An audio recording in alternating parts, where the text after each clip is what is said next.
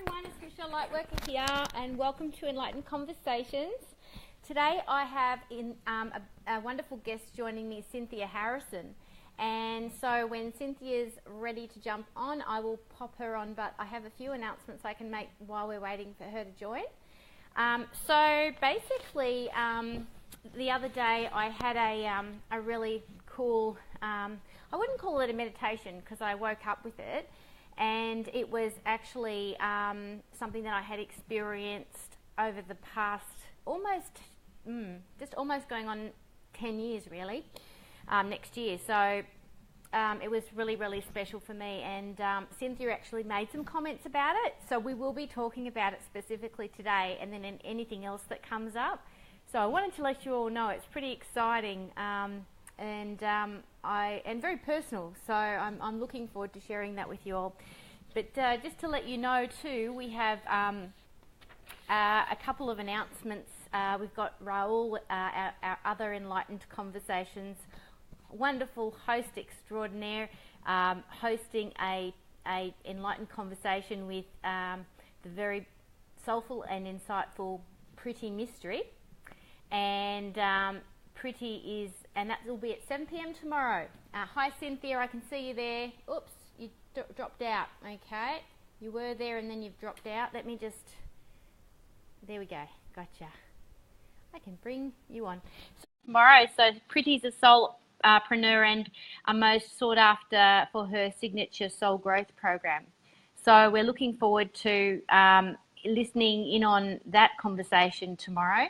We're waiting for Cynthia Harrison to join us, and once Cynthia joins us, we'll be able to let you know all about Cynthia. Here she is. Oh, that's really. Am I sideways? You are sideways, lovely. It said turn your phone sideways, so I did. That's strange. I'm going to have to rearrange my little Duke. Hang on. Okay. No problems at all, honey. I know. I've been there. Don't worry. I've been there. That's weird. All right. So, am I okay now? You are indeed okay. Thanks so much for joining me. You know what? This is great because the last time we kind of connected, it was for your program, and it was a couple of years back, wasn't it? Your little summit that we did. It was a while back now. That's crazy. Yes. That's crazy. Yes. The Art of Healing, wasn't it? The Art of Healing Summit? Yeah. That's like 3 summits ago. Oh my God. And I remember back then. Time. It is. Can you hear me okay without a headset? I can hear you fine. And I was just curious if you can hear me okay. I'm just going to turn you up on my actual phone and Cool. We'll be fine. All right. I'm so glad we didn't have any technical glitches. I must admit the Facebook Live thing, I have been a little bit, I don't know, for some reason when I invite people in, I've had a little bit of a challenge with yeah, so have I. Today really? I don't use it. I use Zoom because of that, because I just don't want to be mucking around. Yeah.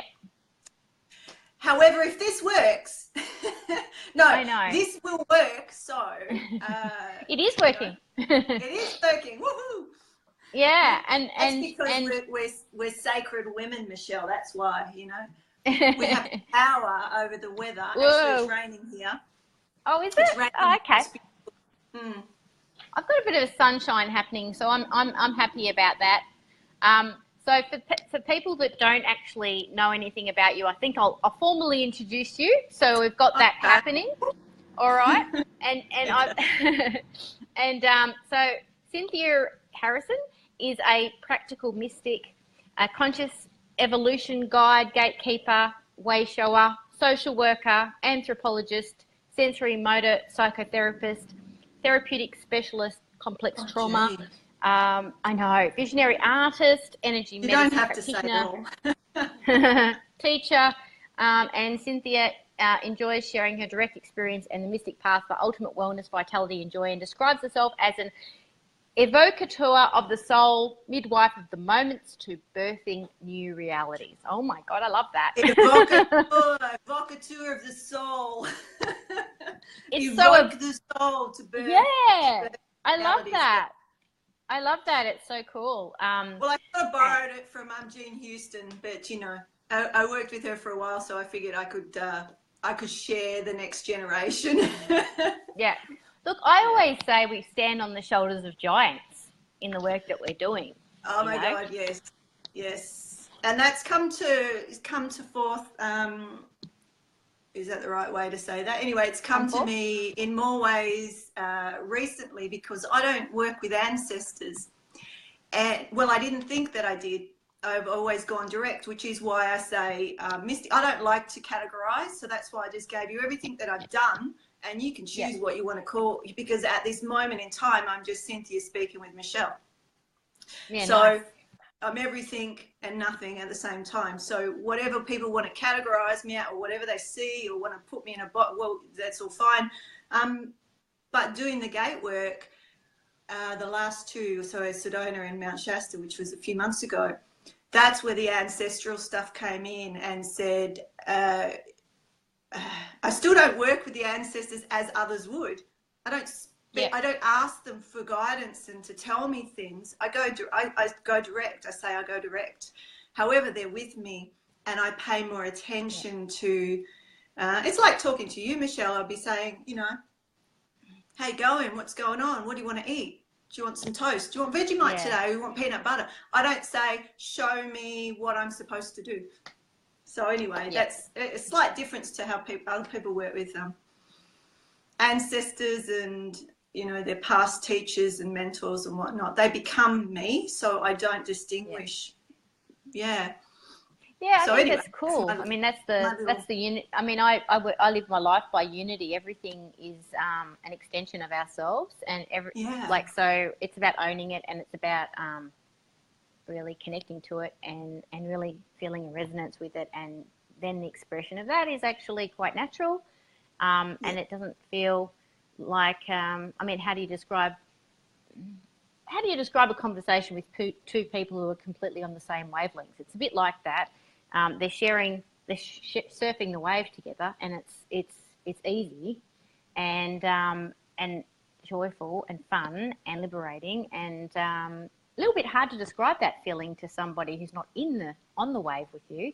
But it is something when you allow yourself to think, well, I could be on the wave with anyone at any time, and that's what I like to encourage with Enlightened Conversations. I think we have this kind of almost like an interviewing style that disconnects us from people, whereas it's actually, you know what, I'm just Michelle having a conversation with you. Yes, I'm the host. Yeah, sure. And you want to call me that? You know it. Like, people have. I haven't had that much. Actually, I'm surprised that all the the series that I've done, because I'm not a presenter, I'm not a interviewer, I'm not, I'm just me, and I'm curious about the human condition. So I want to talk to people. Maybe it comes from my social work background or anthropology background, but I'm curious about the human condition and the evolution, both physical and energetic. Like, I love the human being. So I want to know what makes us tick, and I want to talk to people and share their work. So that's why I do it. It's not about, I have to be able to speak in a particular way or handle myself, because I'm not, people that have seen my series and the way that I hang out with people, but the thing is that if you wait until you're like a newsreader or something like that, or Oprah, right? You're never going to do your work. Exactly. You're never going to do your work. Whenever I have a person who wants to sign on as a new host, I actually say to them, one thing that I've learned about every single enlightened conversation that I've had is it was for me. And it's lovely to share it with everyone else. It's cool. Hope you guys dig it. But at the end of the day, it was really for me. And if you go into it and if you go into it and you choose your guest in that essence of curiosity and wonder, that will naturally permeate the conversation, because you're not doing it for anyone else. You're actually genuinely interested. Yeah, it's like your passion, your fire. I'm a very passionate, fiery person, right? So when I get excited about everything. I'm so excited to speak with you. Like, I was buzzing when we had that conversation the other day. it was, I could feel it was palpable. I'm like, whoa, there's something going on here. There's a connection here, whatever that is. I don't know, and I don't think about it.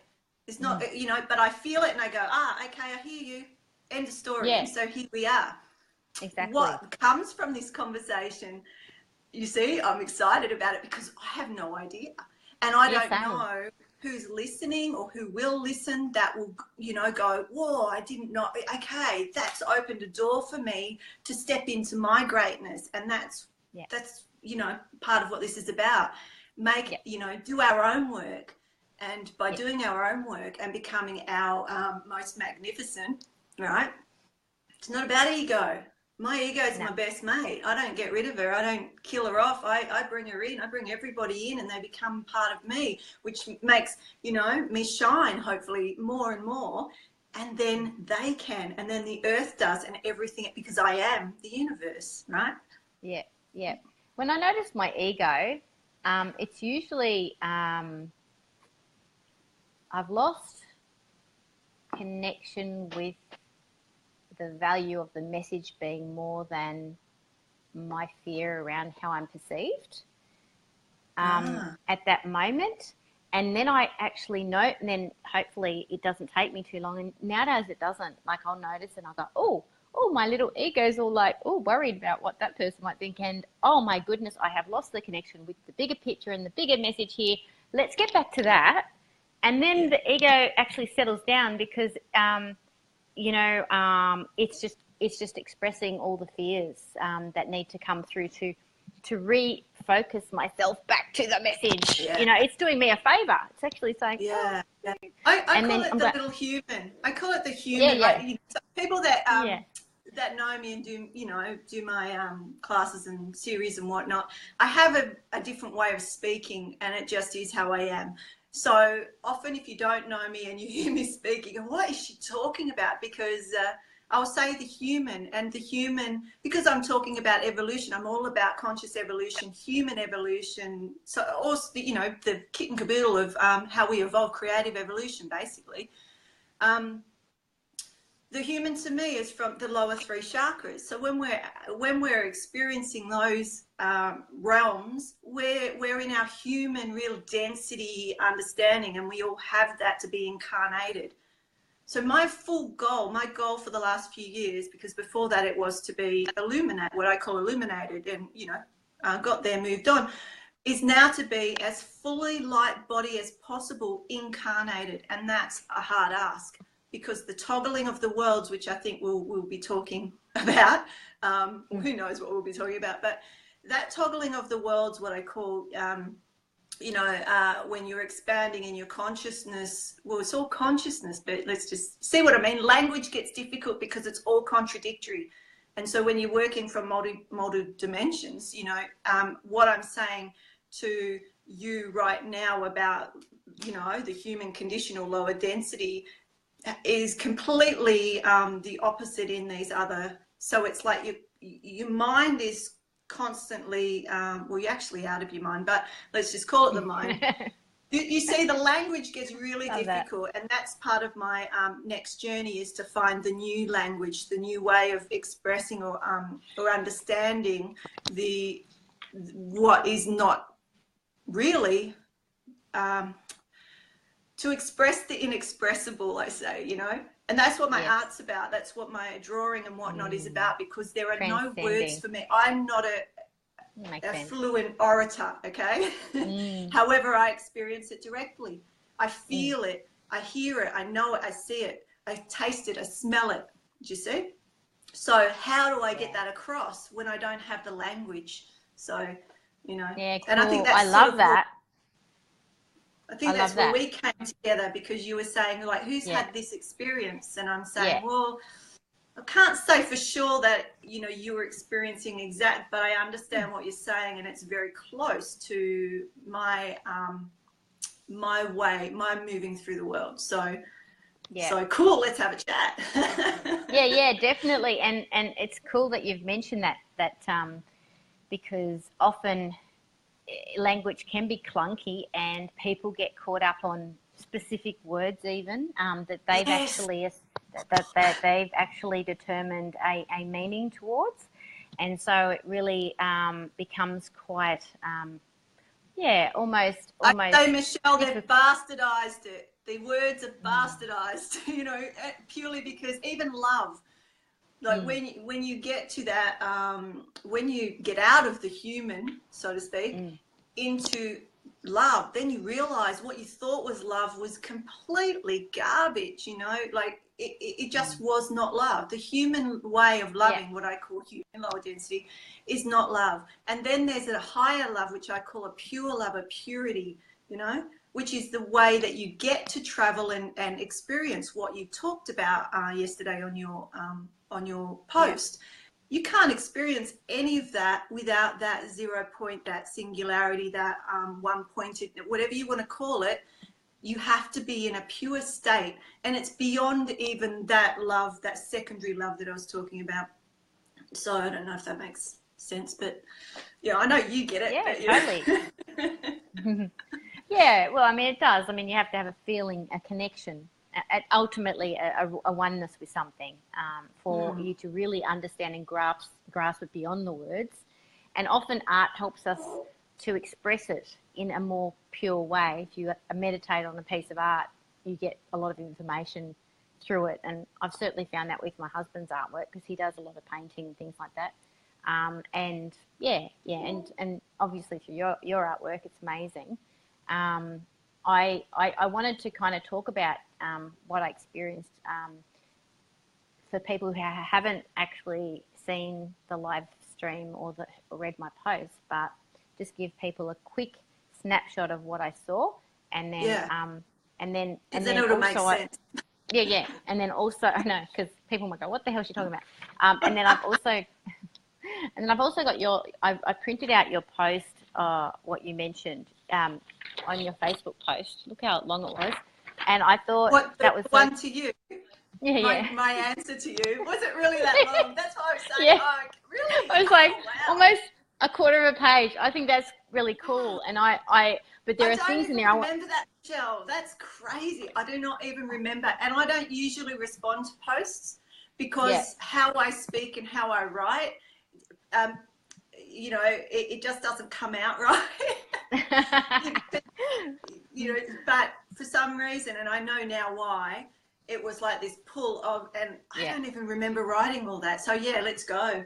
Yeah, because I want to talk to some of it, because it's really interesting. So for anybody who didn't see my live stream, just a quick snapshot.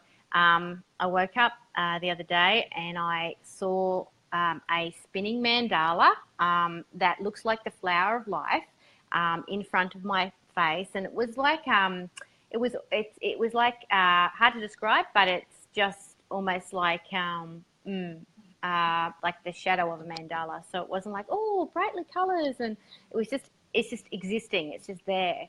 And I've had this since 2009. One day I spontaneously woke up in the morning, and it was just, I had my eyes closed still, but I wasn't asleep, and I could just see it there. And then over the years, if I've meditated on it, things will come out of it, answers will come out of it, colours will come out of it. It felt like a portal of some sorts of things coming through for me, like a guidance. And I've used it occasionally, but I've just been cool with it being there. I haven't really gone, oh, what is this? And I haven't really dove into it intricately. I haven't felt like I've had to. And then yesterday, was it yesterday or was it the day before? Anyway, whatever day it was. I never know now. I think it was the day before. I think it was yesterday. No, it was the day before. It was the day before. Yeah. It was the day before, wasn't it? And I, instead of it like sitting there, it started to pull forward, and it was starting to become a tunnel, and it stretched out, and then I just kind of went with it. I didn't feel pulled. I just sort of went with it. And then at the end of the tunnel, it didn't take very long, about 10, 15 seconds max. I got to the end of the tunnel and I saw that there was crystalline edges to the tunnel, and I saw that it was definitely a night sky, if you like, a galaxy out there. And it was very, very dim. I was thinking about it, Cynthia, and I was thinking about maybe it's because it's kind of still behind the veil, because it was quite like dim. It wasn't like bright and freaky. It was just actually quite dim. And I thought, oh, that's interesting that it's dim. I actually noticed that. It's not like full on blasting its light into my face. And then I was taken down another tunnel. It just started again. It was just like, that's over. And then it just started again. And then I was taken down another tunnel, and it was the same thing, except this time there was kind of like worm-like or anemone-like kind of things floating. So you could say, oh, is this water? But it wasn't water. I felt the sides of the wall. It wasn't water. It was definitely, I know it might sound weird, but I was able to get a sensation of what that felt like. And then it wasn't water. It was soft, but it wasn't water. And then I continued to the end of the tunnel. And at the end of the tunnel, I saw an animal just floating by that wasn't in water, and it was galaxy again. And it was like almost like a squid or something like that. It had tentacles at the end, and it was just gracefully floating, whatever it was doing by. But it was very quick, and I got the sense that these were two different universes, and that I had been shown that these were two different universes. I had been shown that in various universes there are different laws that do different things, and that beings are not governed by physical laws. Hence, perhaps an animal that would usually be in water is now not in water. So that was actually quite interesting for me to experience. And I thought, I got this sense, Cynthia, that I had to share it. I had to share this stuff, and I had to share it with as many people as I could share it with, without the understanding, without the full understanding of what does it all mean. And, yeah, because I felt don't, like some of this stuff I've never spoke about out publicly to clients and one-on-one, but not. Yeah. And so that was basically it. And I'm so glad that you responded to my post. I did post about it, and I did do a live feed about it. It took about 15 minutes to tell everybody that, so hopefully it didn't take that long again. But what you said at the time was, yes, tentacles of awareness, there are many to explore. My current view is of black light / plasma that forms and flows into geometric trees. And then you've said, I don't name them, but some may say flower of life, Metatron's cube, or star tetrahedron, doctahedron, etc. Dodecahedron. There's lots of different ones, yeah. Because from my studies with Steiner education, every single geometrical pattern arises out of the flower of life. So of course, it may be a message even coming through out of the greater geometrics, you know what I mean? If it's coming through specifically, you know what I mean? That could be also something that we maybe tune into there. Did you want to, before I go on, did you want to speak to any of that? Well, you read it and we can pick pieces out. But the geometries are significant, and I don't name them purely because most people don't know what they are anyway. However, they build on each other. So right. And the thing that jumped out for me in that little bit was the black plasma, because whenever I've had this flower of life in front of me, it's never still, hun. It's always spinning. It's never ever still. That's ever. right. It's always spinning, and it's always pulsating something through, even if it's just energy. It just literally does look like plasma or something coming through, and it is very much shadow. It is. Yeah. But it's not shadow and this is the thing that I'm sort of going into. My new teachings are around black light. Because, black light. Yeah. Because there is nothing out. Well, I mean, if you find anything, send it to me. However, what I've experienced for years, and I've tried to capture it, and I just can't. But I've got some. I'll do a spin around and show you some of the images, but. The geometries that I do, or you can just go to the website. CJH Arts is just my. It's not for sale or anything, but it's just you can have a look at all the different geometries and whatnot. But they're not specific ones because I've never been able to capture because of the movement. Yeah.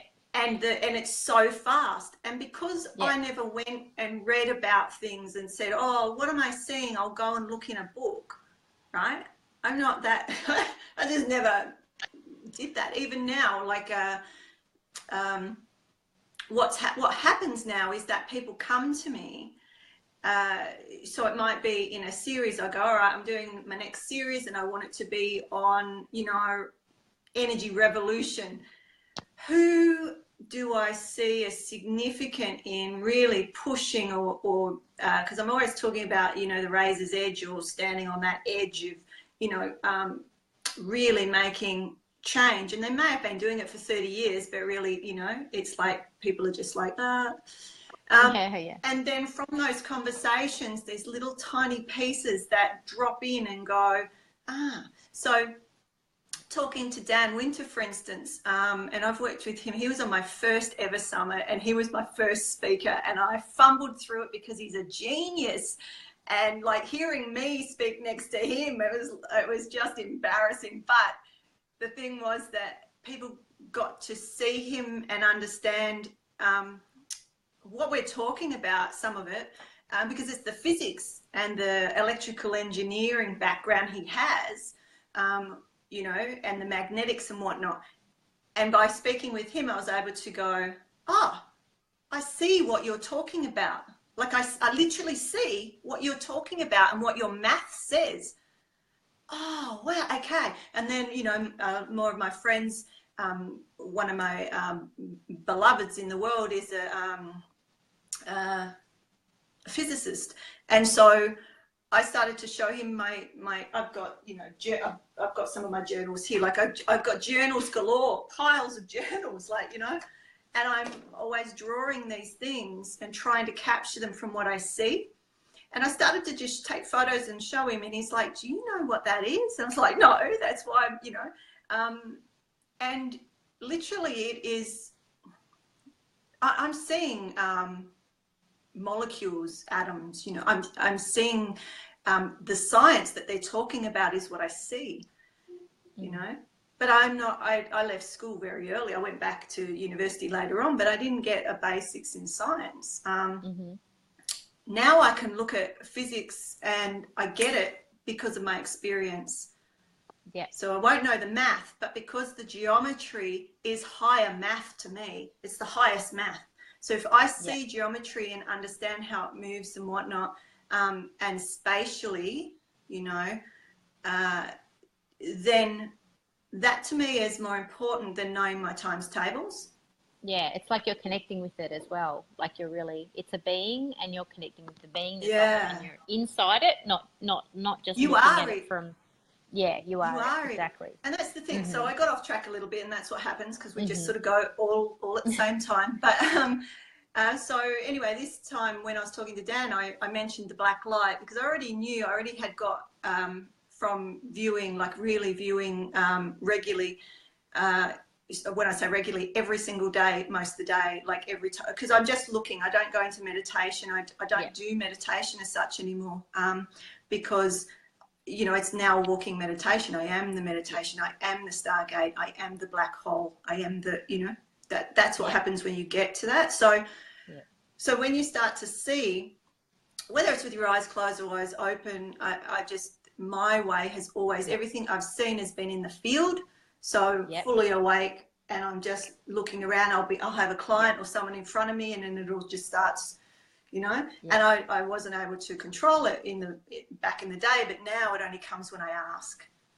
You know, I say, show me the color, show me the energy, show me the, you know. I'll go out and I say, all right, you know, it's more of an intention, okay. Over this sacred site or over this particular, what's the energy look like in this field, in this particular area? That's what I used to do.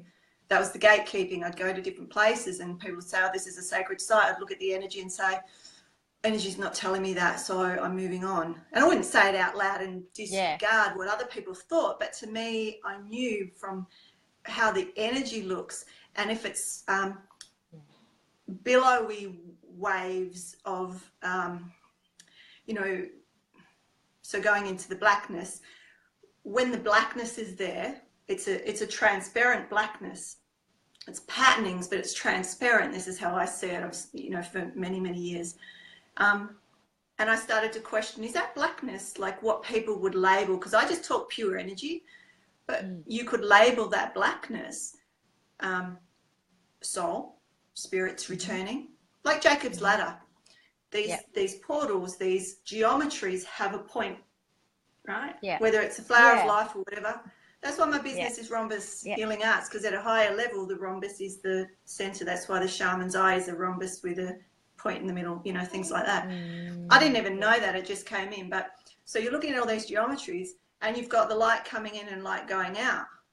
So it's Jacob's ladder to a degree, but it's also in the physics, this turning inside out, this recursive movement of the toroidal spin. Yeah. Right. So you got that. So you got the, you know, the yin yang, the light dark, but it's not the shadow. The shadow to me is different again, because I know I'm on a roll here, so bear with me. No, it's good. Because the black light to me, now I understand, and I've heard, because that's what comes in. You'll start to, it's just, people might call it synchronicities. I don't say that anymore. It's just, the world is my book. Everything in it is telling me something. And it's, you know, I don't spend a lot of time going, oh, what's that cup mean? It's green. Oh, it's got water in it. Oh, that must mean, you know, that's just, you will do your head in. But you're just aware, become the observer, the watcher. Right? So what was coming in was the Black Madonna for years and years and years.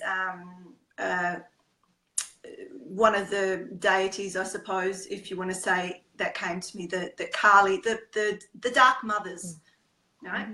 And even one of my spiritual teachers said, oh, you know, and told me about what her interpretation of that energy was. And I never listened. So I studied with many, many people. I've never stayed with any of them. I'll do their teachings and even become a teacher of their work. But I never did it for myself, because I was always guided in these other ways. So the darkness was always where most light came in. And even studying the Kabbalah, I studied with Shifra Hendry, who's in Israel, for many, many years, like even learning the language and, you know, to try and understand this light, this energy in all the different domains, you know. And they would always say, you know, there's most light in the darkness. And I got that on one level, but now I get it. And whatever you want to call it, source, God, came to Moses in the black light. Right? It's in the one of the Bibles. I don't know which one. I haven't read them, but that's what's come in. And I start to go, okay. So when I'm in my darkest hour, and I've had many, many, many, many, and even as a social worker, working with children who are horrifically abused and in immense pain, and sitting with them, and the light emanating, like physically, you could see the, you know, we call them, we might say biophotons if you want to do the science stuff. Or for me, in a lot of emotional pain and laying in my bed in the dark and seeing my physical body illuminate, and I'm like, whoa. So my heart is breaking. It's been ripped out and thrown across the floor, right?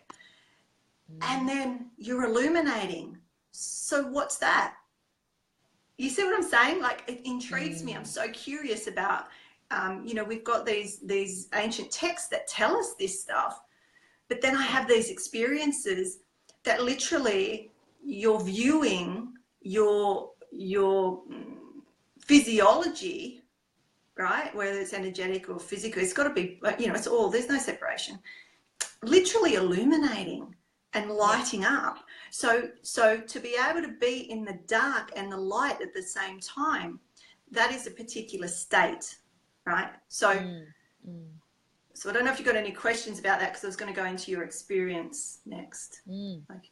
No, I'm intrigued. Keep going. Okay, so so I never tell people, I try not to tell people what to believe or what is, I won't say, oh, this is it, what's happening for you. What I do is I express from my experience, my direct experience, and then I sort of, what's it called, where you wave it out a little bit and go, okay, well, my primary sensory style is, so energetically, what my primary clairs would be, you might say, or how I move through the world is kinesthetic. Like, I'm a knower, so I'm clairsent, I would know things, then I would feel things, then I would hear things. But now, as you move through, let's just call it the chakras or the frequencies, as you raise in frequency, because that's more how I speak. But they are related to each chakra or each state of your development or evolution, you see, feel, sense, know more at each stage. And so there are, and some people will disagree with me, but that's fine. But my experience is that there are, and with my students, so I've been teaching for years now, and, people that are drawn to me are awake. And they're going into their, their full heart awakenings and higher centers, and even full activation of ajna, those sorts of, very highly awake people. So they're echoing my experience as well. So I get more data really to say, oh, okay, so there's more, because I am a little science nerd, do my own research, but I'm not formally trained as a scientist. So to be able to navigate the realms that you are, you have to be at a frequency that can do that. So the veils, which say, as you move through those tunnels. So some people that are listening might have these experiences where they're viewing.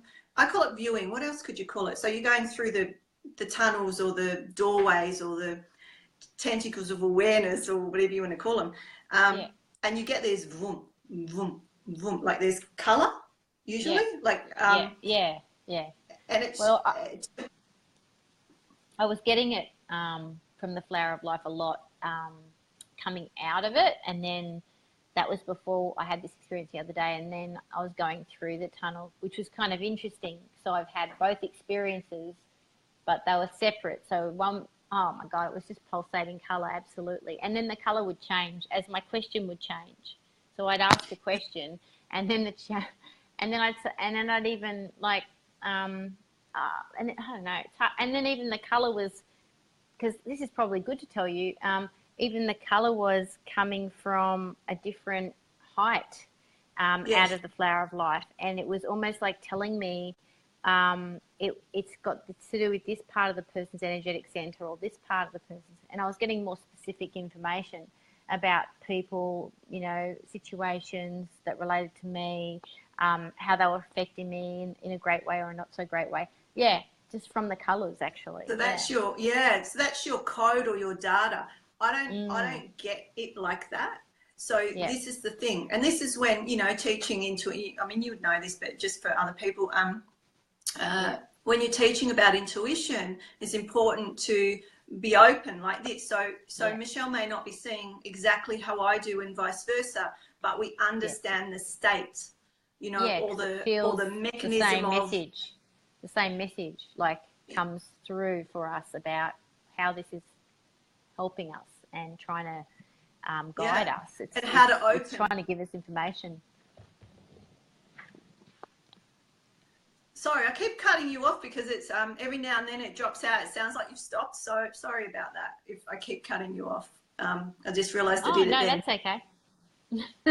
It's probably because I a funny story, I've got like about two containers and a chair to have my iPhone on because I couldn't get my little gadget to face, like it's still facing too far up.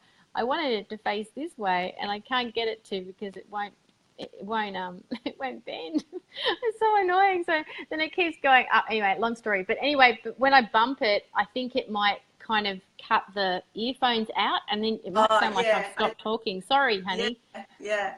So I'm watching for the mouth, but then there's someone's watching and it's over the mouth, so I can't even see that. So anyway, So basically, when we're going through those tunnels, like in the beginning phases, it is like you're going through, and it's like feels like this vroom, vroom, vroom, and it might be yellows, or there's different colors, but what I found is the primary, where you're just sort of going through veils, is this yellowy. So it's not even a color from here, so you can't even say, but the closest would be like this mustardy color, right? So yeah. But where you're going, so let's just jump to that, because otherwise I'll get distracted. Where it sounds like you're going with this secondary or this new travel, because literally it is, you could call it time travel, right? Totally space travel at the very least, absolutely. Yeah, but it's actually, to me, it is that, if we are swimming in the ocean of eternity, and then so there's a couple of metaphors I'll share, and some of it's from my mentor, Christopher Timms. So I'm just doing a shout out to him. But we're swimming in this ocean of awareness, okay? And then we are that. But then there's this jellyfish or octopus, but jellyfish is a great metaphor. And we move through, there's an aspect of awareness that moves through into the body of the jellyfish, right? Which becomes, right?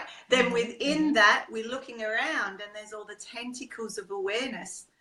And there'll be one or two that will be lighting up and sort of calling you, hey. And you may not even see it. This is just a metaphor, but it's a way to try to describe. Yeah. Totally makes sense, yeah. Yeah, but some people won't see it, but it doesn't mean they can't do it, because I don't see the actual light, but I can travel. I can do, for years I did telepathy research, and realized in that there were 3 different ways that I actually traveled and viewed.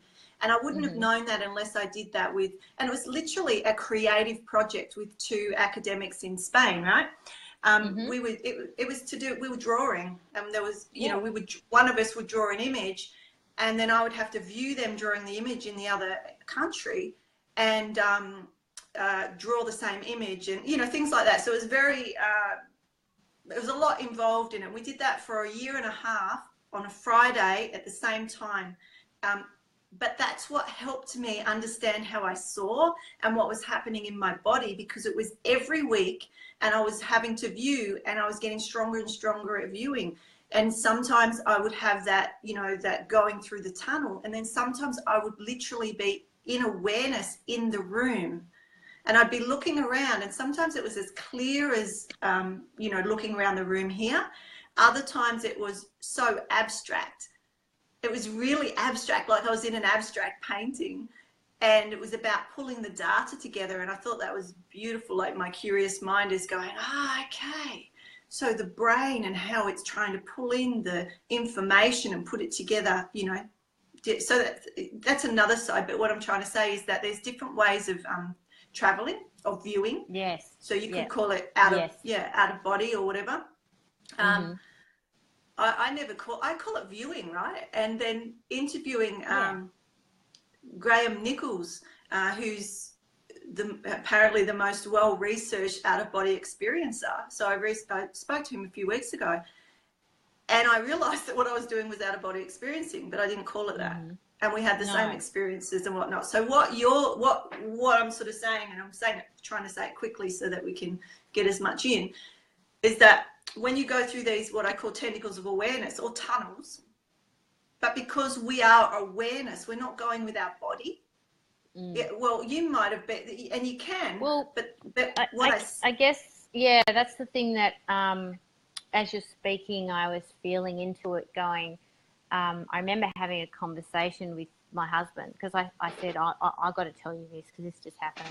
I don't want to lose it, because this is really this is full on. And I remember saying to him, I would have thought perhaps it was only like almost like I was being shown something, like, in a meditation, not actually there. However, when I touched the sides of that tunnel, your awareness. Wheel, I felt like I was actually what I would call bilocating, And so therefore I was being That's what I call it. in two places at the same time. Yes. And so in that way, I didn't feel like, although one would say, but you are having an out of body experience, because I was feeling it at the same time in this body. I can't actually say that. I really was in my own senses, really fully present and fully there. Yeah. And if I paid more attention, I could probably go, what does it smell like here? Or am I hearing anything? But because I was so engrossed in the visual aspect of it, the only thing I tried to do was actually touch the side, wall of it. So from that perspective, I think, I can't say it was viewing. I can say that. Well, that's the semantics, though, Michelle. That's what I'm saying. It's so it's so difficult to say because viewing could be that. Me, I call everything viewing. I literally just say, I'm off viewing now. I'm off doing this now. But I'm viewing. I call everything viewing just because I don't want to label things. But I get what you're saying. And out of body experiencing, people will label and do the cord stuff and all that sort of stuff. But no. Yeah. So let me explain a bit more and just see whether it fills in that, because I see it all as awareness. We're traveling in awareness. So it doesn't mean that we don't feel. And the thing is that if you start to use your, bring your cognition in, you'll lose it. Like, you're not there anymore. You know what I mean? Like, it's this balance of... You can't think your way there. Yeah, that's for sure. You've got to really of being let go. But you can get a sense of the smell, the... I gave an example of when I was on one of the telepathy ones I was doing. I was on a train in India, like a local train in India, and we were packed in. But it was time to do our viewing, right? And all I could smell was this fresh, because it was anywhere. And I travel the world a lot. Like, so wherever I was in the world, we did it. Because I don't need a lot to do, I don't really need it. I'm just linking in, really. And all I could smell was this freshly cooked bread. Like, I'm like, and I was with my daughter and her partner, and I'm like, because I just had my mind had to say, is there bread on this train? There was nothing on the train. Like, there were chickens and what, but there was this freshly cooked bread. Okay, so when I did my took my dot points of what I sensed of that. The lady who was in Spain, whose turn it was to draw her image and do her, she was the number one, right? And then there's two others in other countries doing their work. And then we come together at a particular time and then share that and then analyze it a little bit. Yep. She, it was the bread box. She was... I didn't see the bread box. I smelt the bread associated to the bread box. So, it comes in all different ways. But then other times I might have been in her kitchen viewing the bread box. So it comes in very different ways. But anyway, going back to the tentacles of awareness. So if we're that jellyfish and we have all these portals, the thing is that our awareness is basically in every one of those portals, which gives us, I'm just going to call it past and future lives, but I don't get into that because I see. So if the if true home is here, and your past and your future are at the other ends of my hand, so I'm spreading them out, and then you put it into a circle. Where's past, present, future, right? But if your fulcrum comes from here, so where the hand would come from, so to speak, then any of those tentacles of awareness are all at the same time. Like there is no past, present, future. So you going down these, or anybody, I mean, people can chime in. I'm not saying that I have all the answers. I'm just saying what my experience is so far. And tomorrow it might be different, but when you go down, you can travel. And I used to take people through these meditations where they would actually go through you know, and visualize themselves going through the tentacles and what was at the other end. And they would experience themselves. You see that you could drop into a body. For instance, you saw that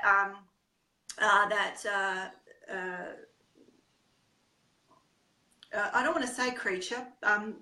What you saw, whatever you saw, and I didn't want to call it anything. With your awareness, become that.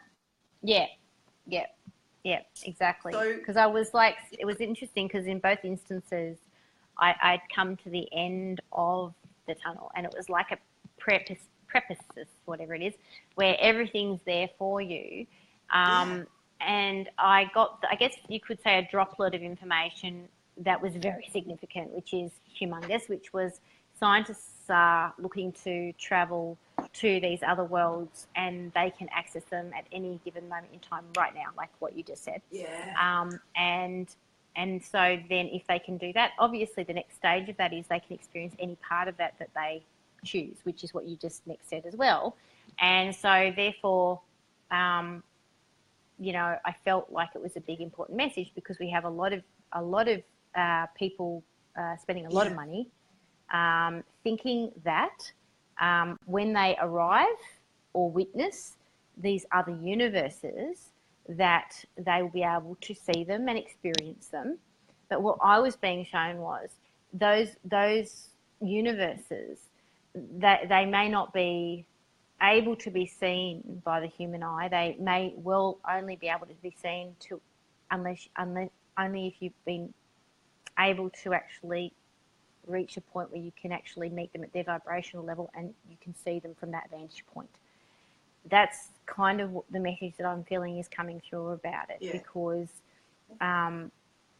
there's a real desire and fear around Earth not functioning and working in longevity, and there's a real desire to go and leave this planet. And so anyway, I kind of felt that the messages coming through are about the way out is in. The way to transcend everything is through our awareness, like you're saying. Is to go deeper. Deeper, traveling our awareness. And I'm aware that we're almost out of time, and I'd really like to see some of your artwork. And I don't want people to miss some of your beautiful pieces, and feel free to show me some now, because I'd like to see it myself. Well, I bought a bunch down into my clinic room, so I'll just do a swirl around. But while I do that, I can speak to you, I suppose. Of course. I'm not sure if I can turn the camera around or not. I know, it's a real tricky. There we go. Can you do it? Oh, cool. Go. Oh, great. But what I wanted to say, so this is some of the geometries. Oh wow. Oh yeah. But this is a familiar big, and this is what you can't really see it. It's like very heavy, but this was what I was trying to. It's what I saw for years. Yeah. Is that like the end of the tunnel? Like a pool. Yeah. Oh, okay. Because I'm like, that looks like almost like the end of the tunnel. You can't really see it, but it's that blue pool anyway, which is when you're swimming in that, it's consciousness basically, and some geometries. But this is the Black Madonna, one of the Black Madonnas. So these are muses, what I call the muses, and there's another muse, and this one is significant to what we're talking about. You can't really see her. Hang on. It's a little bit dark, but we can kind of make it out. Oh, yeah. I can see that better. It's painting between the spaces. So it was looking at the space between the space. And actually, it's she's in the water. She's a water being. I don't know if you can see her. But the significance of these are not the image itself. It's the energies. So let me find one. So this one's got some of them aren't finished because I just get the message and then I move on, but they got some of the geometry, the platonic solids. This one was there's a little body down there. But that was about embodiment. You know, before this a couple of years ago now, and I didn't know what it meant, but now I understand it. That was when I was embodying, you know, and this one so all of them have aspects of the energy that I've seen. Yeah. And I'm Wow. just trying to understand them. So behind these sparkles, that's there's a the blue flower grid. of life. That's just incredible. That swirly stuff. That's part of the. Well, You've this really is what captured I call, that well. These are what I call air vitality globules, if you wanted to look them up. But there's chi. So what I feel that you're saying you see is more sort of this stuff, I think. Mm-hmm. Yeah or no? Yeah, the flower of life itself is spinning. So when I saw that, it looks like it's all spinning, and it just looks exactly. Yeah, but these like are you these captured are the motion. Yeah, the motion's the same, but these are what anybody. Literally anybody that I meet can see this, just by looking at the sky, right? It looks like that, and they move around. I call them little sperm. But to this day, I've not been able to teach anybody to see the gates, and I figure it's because they've still got development to do to be able to see. As I said, you see, feel, sense, know. There's some other energy down here. Yeah. So it's not really, for me, them. it's not I know about what the you mean. painting. Yeah, well, I'm quite, sometimes what happens to me is when I close my eyes and I'm sunbaking, I see it like that, like they're moving around. I kind of get what you're talking about there. It's hard for me to explain what I see, but it is different. What you're seeing is much more than that, I feel. But wow, but I'm glad, because I've never actually mentioned that to anybody before, and I do see that. I don't know why I haven't mentioned any of this to people, because it's like I don't either. I just draw it, and then and I've got my blue women over here. So these are all stages of development, because you start to see.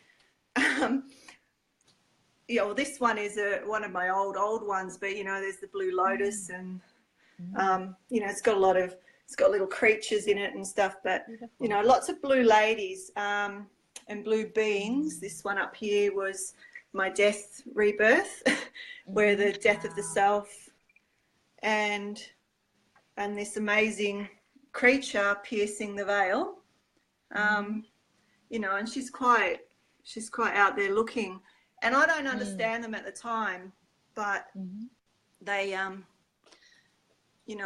later on they come in, and that's just a painting I did in Africa, but yeah, the geometry, I wish I could show you what. I might see if I can post some images, or let me just see if I can get what you something could do up. is because I think we're out of time. Yeah, we're out of time. What you could do is just post. Can you post your link to your website in the? I want to show you this.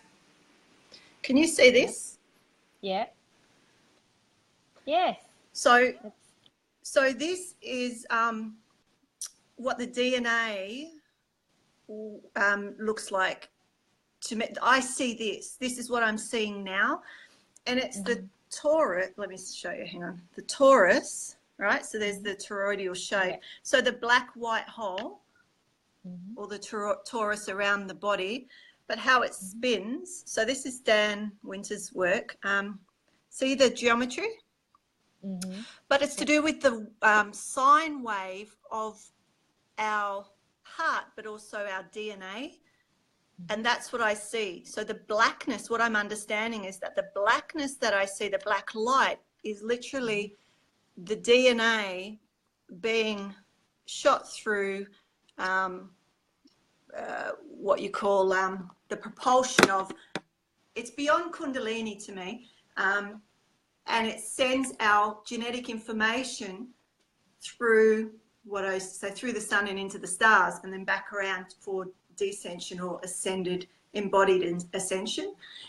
And some of what you're talking about is related to that, but we just don't have time to go in and into it. But that geometry, I just wanted to show you that, because that's what I'm seeing now.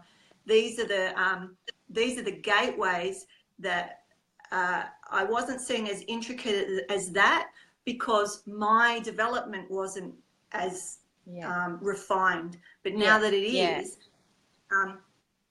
so yeah, they talk about the black star.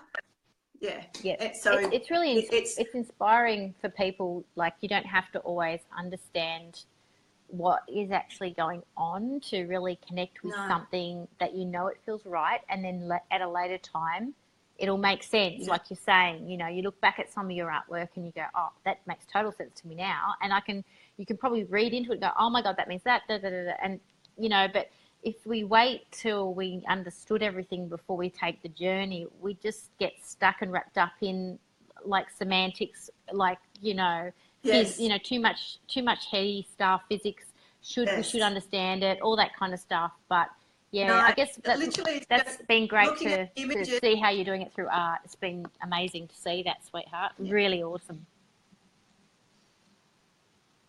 Yeah, thank you. I just wanted to show you that last image because I think it's significant. I meant to show you at the beginning because that comes out of all the geometries. That's the, you know, from the flower of life to all of the geometries, all the platonic solids to, you know, which only go to, you know, 5, then 6, then they go up to the star and the orb, and the orb is the toroidal spin, or the, you know, the Merkaba and the toroidal spin, right? These are all nested together, and so all of those geometries together, so like Russian dolls nested together. When you look at that geometry, that is the human. That's the human energy grids and centers. So you don't have to know all about it, but because I see geometries and was, you know, always wondering, oh, what's that? Oh, that's, you know, okay, I'll try and draw that. And I never went to a book and copied it. So you'll see my geometries are all over the shop because it's just the sense and the feel of it. I don't care what it means. Like, really, it was just for me. It still is just for me. But now with this, you know, what I've just shown you, and being able to relate it to the toroidal spin and the higher awareness and the travel and the, you know, bilocation and, you know, experiencing multiple realities at the same time. How does that all work? Surely, you know, I'm just going, surely, why aren't we? I mean, I'm sure that there must be people researching this, but, you know, you wonder, don't you? I wonder. I think we'll just keep going with it because, you know, I mean, that's why we're having enlightened conversations about these topics, and I hope that people actually listening start to talk about it more, because I reckon these enlightened conversations are activators, and I actually think that they activate people. So that's my actually invitation to people. Allow what we've talked about to activate you. Continue to talk about it. Continue to have a conversation with each other about it, and allow and invite your own connection with information, guidance and things like that to come through and speak to you in your way, but make sure that you connect with it on a feeling level, because then you know what I'm experiencing is actually true for me. That's my guidance for everybody. Well, thank you, Cynthia. Thank you so much.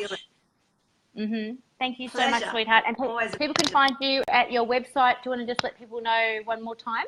It's Cynthia. rhombushealingarts.com, but I've got Facebook, Rhombus Healing Arts as well. And I do weekly Facebook Lives if you want to talk about any of this or ask me questions. Awesome.